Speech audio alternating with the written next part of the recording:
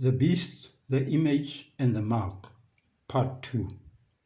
And the third angel followed them, saying with a loud voice, If any man worship the beast and his image, and receive his mark in his forehead or in his hand, the same shall drink of the wine of the wrath of God, which is poured out without mixture into the cup of his indignation. And he shall be tormented with fire and brimstone. Revelation 14, verses 9 and 10. In part 1, we show that the red dragon with the 7 heads and 10 horns symbolized the Roman Empire, who tried to kill Jesus when he was a baby. We will now go a bit deeper and show that the 7 heads and show what the 7 heads symbolize, and after that, the 10 horns. Revelation 17 verse 9 explains the 7 heads first as 7 mountains, then as 7 kings. It says the 7 heads are 7 mountains on which the woman sits. This gives us a location where this woman church is located. And we all know that the Rome is built on 7 hills. Hence, it's sometimes called the city of 7 hills. Then we are also told in verse 10 that there are 7 kings. And history tells us that Rome had 7 forms of government. And these in succession are 1 kingly, 2 consular, 3 decemvirate, 4 dictatorial, 5 triumvirate, 6 imperial, and 7 papal. This is from Daniel and Revelation by Uriah Smith, page 705. Verse 10 goes on to say that 5 are fallen. 1 is, the other is not yet come. When he comes, he must continue a short space. John the Apostle was persecuted for Christ's sake by Imperial Rome, the 6th, and was sent to exile on the Isle of Patmos. That's in Revelation 1, verse 9. The other 5 had passed away. That is kingly, consular, decemvirate, dictatorial, and triumvirate. And yet we read that the next form of government after Imperial Rome, or the 6th, is not yet come, and when he comes, he must continue a short space. This cannot refer to the papal or the 7th head form of government, because the papal, as we shall see, does not rule for a short space, but for more than 1,000 years. Therefore, it means there is an interim form of government between the 6th, that is the imperial, and the 7th, that is the papal. And this is shown by the words, the beast that was, and is not, and yet is. Verse 8. In other words, there are 3 phases from the 6th head, imperial or pagan, to the 7th, the papal form.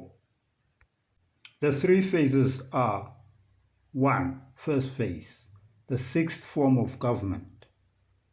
The 1 is the beast that was ferociously persecuting Christians, or also called Imperial Rome or Pagan Rome.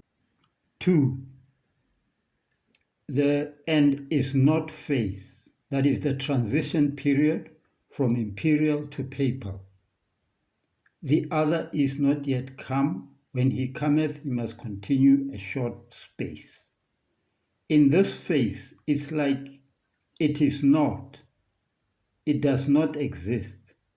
Why? Because it has lost its ferocious and persecuting character. It is during this phase that Emperor Constantine in 313 AD declared the Edict of Milan, legalizing Christianity. And thereafter Rome adopted a false form of Christianity as its state religion, and also lost its world domination to the barbarians when it fell in 476 AD. We read that after the imperial form had been abolished, there was a ruler who, for about the space of 60 years, governed Rome under the title of the Exarch of Ravenna. Thus, we have a connecting link between the imperial and papal heads. This is also from the book Daniel and Revelation, page 705. 3. And when the new state religion had been formally installed, the yet is head, that is, the seventh head, or the papal head, was now ruler, and resumed its bloodthirsty and oppressive character by persecuting all that did not agree with its false Christianity. And because there is a head that rules for a short period between the 6th and the 7th, then the papal head is the 8th and is of the 7th and goes into perdition. Revelation 17, verse 11. And now, the 10 horn symbols. The verse says, "The 10 horns which you saw are 10 kings, which have not received